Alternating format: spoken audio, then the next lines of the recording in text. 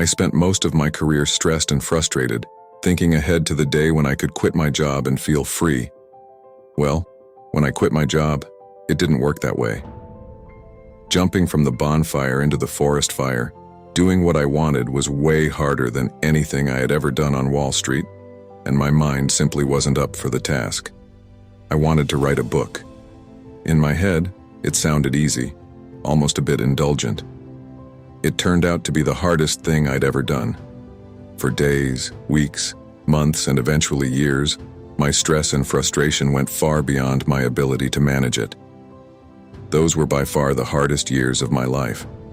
Unwilling to let the overwhelming task beat me, I forced my mind to find a way through.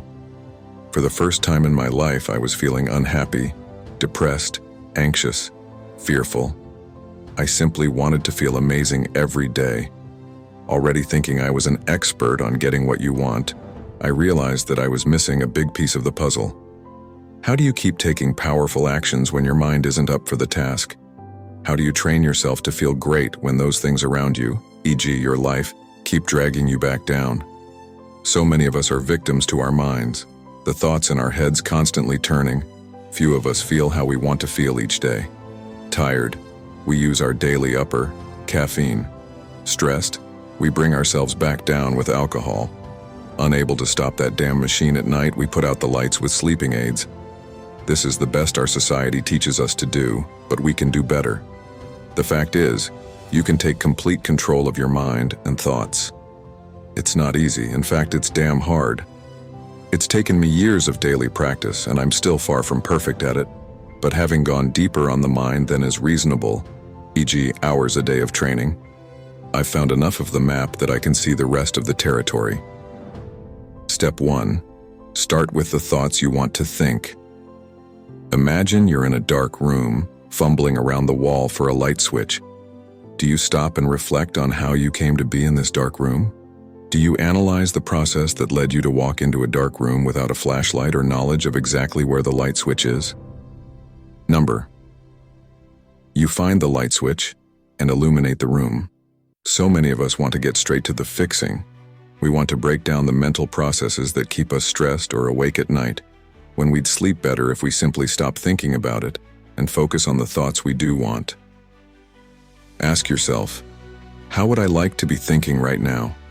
Do I want to be stressed and frustrated or at ease? Do I want to be worried about this or that, or feeling like it's under control? Then ask yourself, if I were in that state of mind, what thoughts would I be having? How would it feel to be thinking that way? Just role-playing this in your mind, you'll get a state change. Your brain knows how to do it. And like tapping an icon, your brain goes where you direct it.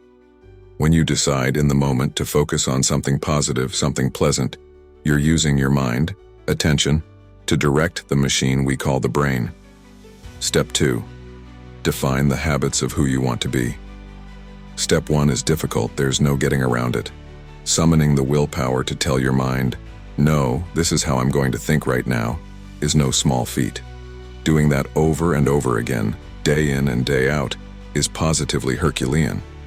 That's why monks spend their lives separated from all worldly agitations and surround themselves with people and in an environment that is only conducive to conditioning that way of being.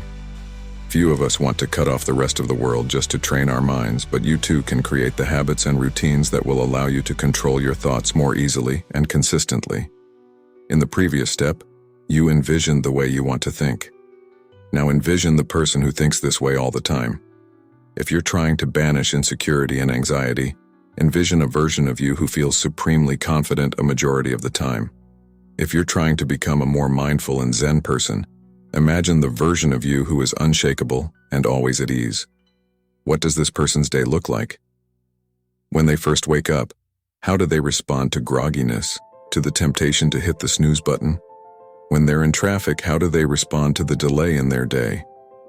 When they're drawn into a confrontation or conflict at work, how do they feel and respond? When they decide they are done for the day, how do they disconnect?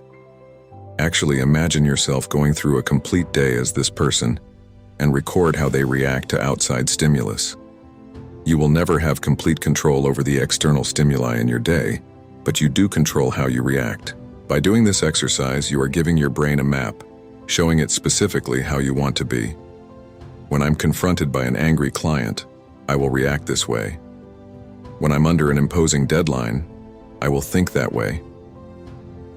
These small daily habits aren't small at all. Just like 20 push-ups a day will condition your body, this is mental conditioning. Step 3. Tap into your burning desire. None of this is easy. A common bit of drugstore psychology is the saying, "The hardest part is getting started, but that's bullshit. The hardest part is staying committed." Go to any gym on January 3rd. I guarantee you it will be overrun with people who are getting started with their resolution to get in shape this year. Go back to the same gym the first week of February, and most of them will be gone. Anyone can get started. The world is full of people who registered businesses but never grew them, who quit their jobs to start new lives and ended up in the same place. What's rare in this world are the people who stayed the course, who overcame the exhaustion and grind that success demands, and changed their lives for the better. Winners aren't common, but all of them have one thing in common: burning desire. The Dalai Lama, potentially the most skilled human being on the planet at controlling his own mind, mediates 3 to 5 hours a day.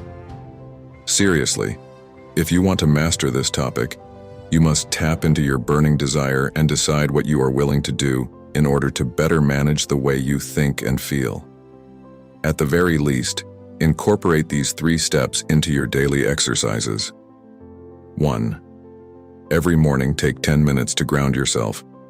Breathe slowly and deeply, focusing on the sensations in your body. Let yourself center in the moment.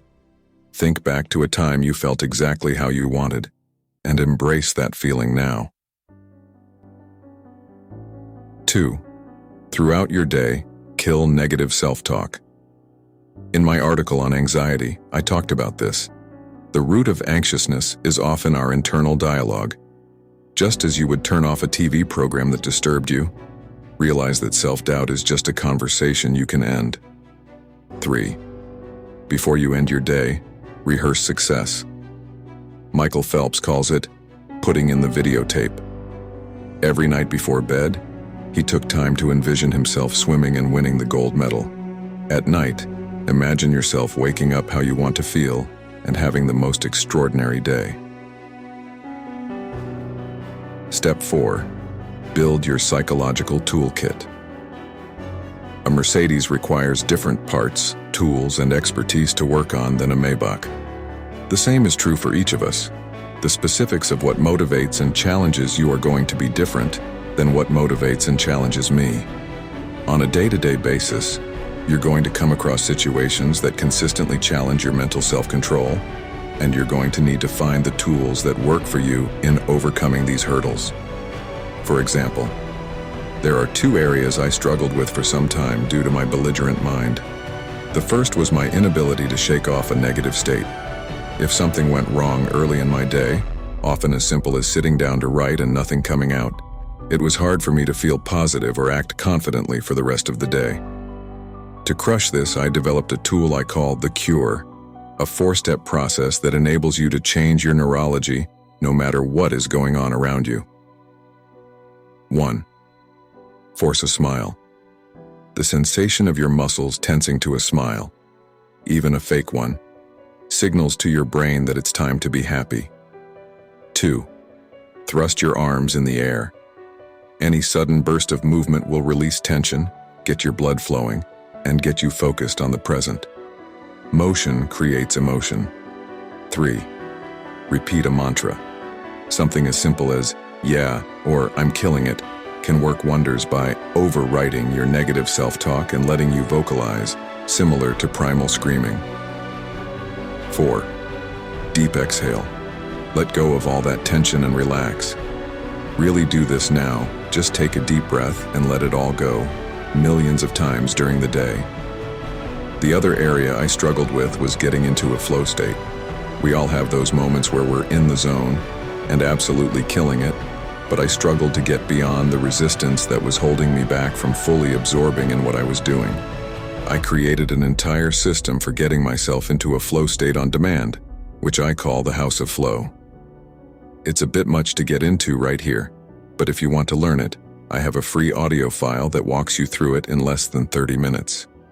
Your situations are going to be different than mine, and the tools you need will vary accordingly. The best way to find the tools you need is to accumulate as much knowledge as possible. I guarantee you, someone has developed a mental tool that you can tweak to your needs, you just need to find it. To that end, I trained with the best teachers in the world, consumed hundreds of audio programs, and read many hundreds of books just on topics of the brain and mind.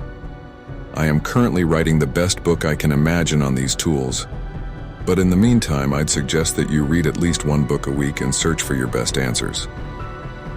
But what if I'm just an X type of person? I hear this all the time. Well, I'm just an anxious person. I'm just an insomniac. I just have a short attention span. Number, you aren't just anything. Your mind is a fucking supercomputer, the likes of which even the brightest humans in the world aren't even close to understanding. If you're reading this article, you're fluent in an incredibly difficult language. You're capable of using an abstract network of information, as electronic signals we call the internet. You learned things as an adolescent that the greatest minds in the world didn't know just 1 century ago. You don't think of these things as significant because everyone around you can say the same, but that just speaks to how incredibly powerful the human brain is. Your mind isn't just anything. In the same way that someone with a bad diet and poor physical health can get in shape with the right diet and exercise, you are capable of overcoming any prior conditioning, so long as you are willing to do the work. The first step to success is taking control. In my Do What You Want books, I start with a chapter called Starting With You. That's because no matter what you want, all success begins in your head. That requires taking control of your thinking. To be completely honest, some of you will be able to do this on your own, and others, well, you want to find someone to help you out. I couldn't have done this on my own. The task I set my mind to was far too hard, and I simply lacked the skills to do it. Even the best teachers in the world couldn't save me from my obsessive mind, but I owe my life to them because they taught me how to build my own solutions to tame it. All of that experience led me to build a team of advisors so I could serve not just CEOs and leaders, but anyone else who needs better answers for their life and mind. If you're interested in that sort of advice, check out what we're doing here. No matter how you go after this topic, know with absolutely certainty that you are in control, and with practice you can think and feel exactly how you choose.